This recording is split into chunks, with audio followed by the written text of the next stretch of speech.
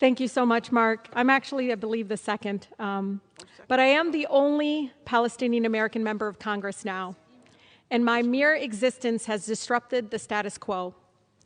I am so personal for me.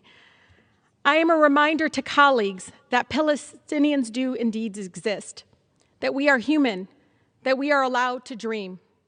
We are mothers, daughters, granddaughters. We are justice seekers and are unapologetically about our fight against oppressions of all forms. And colleagues, Palestinians aren't going anywhere no matter how much money you send to Israel's apartheid government. If we are to make good on our promises to support equal human rights for all, it is our duty to end the apartheid system that for decades has subjected Palestinians to inhumane treatment and racism. Reducing Palestinians to live in utter fear and terror of losing a child, being indefinitely detained or killed because of who they are, and the unequal rights and protections they have under Israeli law. It must end. One of Israel's most prominent human rights organizations, B'Tselem, has declared Israel an apartheid state. Human Rights Watch recently recognized it too. This is what Palestinians living under Israel's oppression have been telling us for decades. I have been told by some of my colleagues who dispute the truth about segregation, racism, and violence in Israel towards Palestinians that I need to know the history. What they mean, unintentionally or not, is that Palestinians do not have the right to tell the truth about what happened to them during the founding of Israel. They are, in effect, they erase the truth about ethnic cleansing of Palestinians in Israel, that some refer to as the Nakba, our catastrophe. As Palestinians talk about our history, know that many of my Black neighbors, indigenous communities, may not know what we mean by Nakba, but they do understand what it means to be killed, expelled from your home, land, made homeless, and stripped of your human rights. My ancestors and current family in Palestine deserve the world to hear their history without obstruction. They have a right to be able to explain to the world that they are still suffering, still being dispossessed, still being killed as the world watches and does nothing. As Peter Beinart, an American of Jewish faith, writes, quote, "When you tell a people to forget its past, you are not proposing peace. You are proposing extinction. The Palestinian story is that of being made a refugee on the lands you called home. We cannot have an honest conversation about U.S. military support for the Israeli government today without acknowledging that for Palestinians, the catastrophe of displacement and dehumanization in their homeland has been ongoing since 1948. To read the statements from President Biden, Secretary Blinken, General Austin, and leaders of both parties, you'd hardly know Palestinians existed at all. There has been no recognition of the attack on Palestinian families being ripped from their homes in East Jerusalem right now, or home demolitions. No mention of children being detained or murdered. No recognition of a sustained campaign of harassment and terror by Israeli police against worshipers, kneeling down and praying and celebrating their holiest days in one of their holiest places. No mention of Al-Aqsa being surrounded by violence, tear gas, smoke, while people pray. Can my colleagues imagine if it was their place of worship filled with tear gas? Could you pray as stun grenades were tossed into your holiest place? Above all, there has been absolutely no recognition of Palestinian humanity. If our own State Department can't even bring itself to acknowledge the killing of Palestinian children is wrong, well, I will say it for the millions of Americans who stand with me against the killing of innocent children, no matter their ethnicity or faith.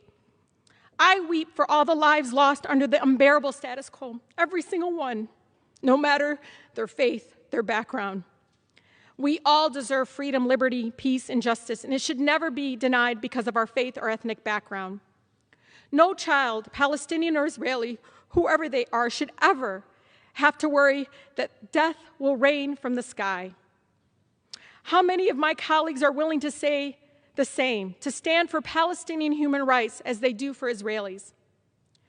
There is a crushing dehumanization to how we talk about this terrible violence. The New York Post reported the Palestinian death toll as Israeli casualties. ABC says that Israelis are, quote, killed, while Palestinians simply, quote, die, as if by magic, as if they were never human to begin with. Help me understand the math. How many Palestinians have to die for their lives to matter?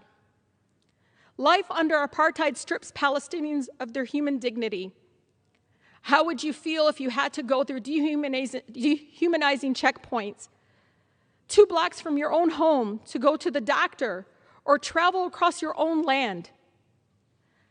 How would you feel if you had to do it while pregnant in the scorching heat as soldiers with guns controlled your freedom? How would you feel it if you lived in Gaza, where your power and water might be out for days or weeks at a time, where you were cut off from the outside world by inhumane military blockade? Meanwhile, Palestinians' rights to nonviolent resistance have been curtailed and even criminalized. Our party leaders have spoken forcefully against BDS, calling its proponents anti-Semitic, despite the same tactics being critical to ending the South African apartheid mere decades ago.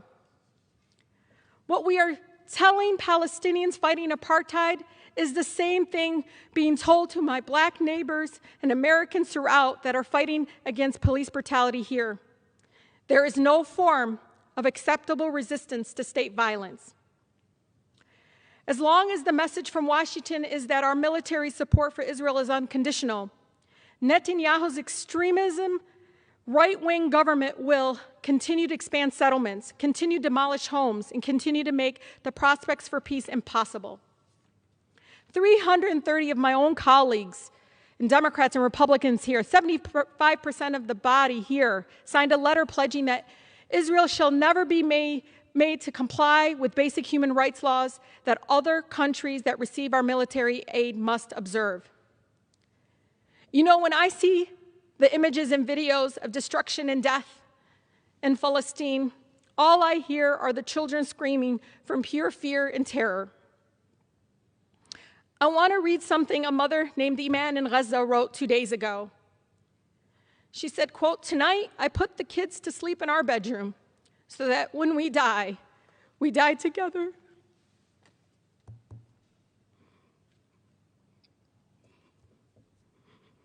And no one would live to mourn the loss of another one.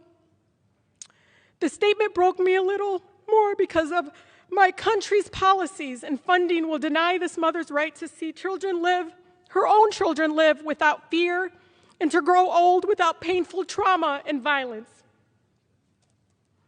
We must condition aid to Israel on compliance with international human rights and end the apartheid. We must, with no hesitation, demand that our country recognize the unconditional support of Israel has enabled the erasure of Palestinian life and the denial of the rights of millions of refugees and emboldens the apartheid policies that Human Rights Watch has detailed thoroughly in their recent report.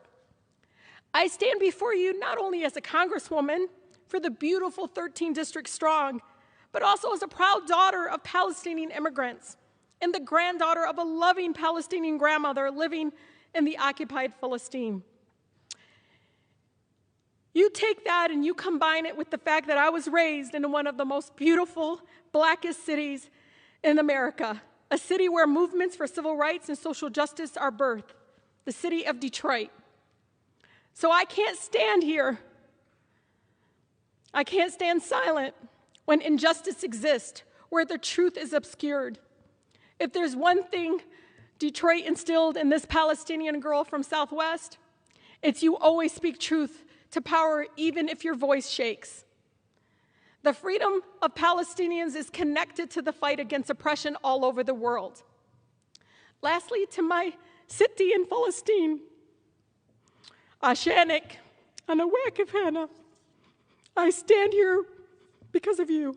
Thank you. I yield back.